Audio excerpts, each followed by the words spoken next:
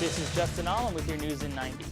Cleanup from Irma is only just beginning for the people of Southwest Florida. Over the weekend, Collier County residents had a special guest cheering them on.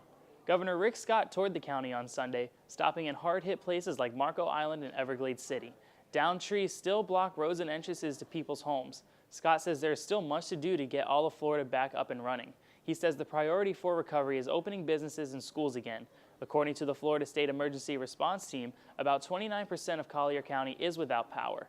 People in the Caribbean islands are bracing for impact as Hurricane Maria treks towards Puerto Rico. The storm currently sits as a Category 3 hurricane. Maria is expected to strengthen into a dangerous major hurricane during the next 48 hours. It is on pace to make landfall tonight in the Leeward Islands, specifically Dominica and Guadalupe, around 8 p.m. tonight. U.S. and British Virgin Islands, as well as Puerto Rico, have all started preparations. Government officials from Puerto Rico are bracing for Maria to hit the island as a Category 3 storm on Tuesday.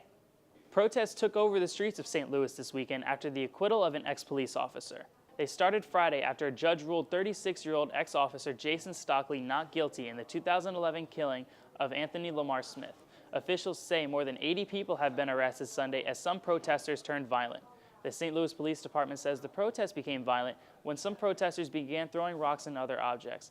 Hundreds of officers in riot gear chanted "Whose streets, our streets" in downtown St. Louis as they met the protesters. Demonstrations are expected to continue today. That's your news in 90, but your Florida news is always on WUFT.org.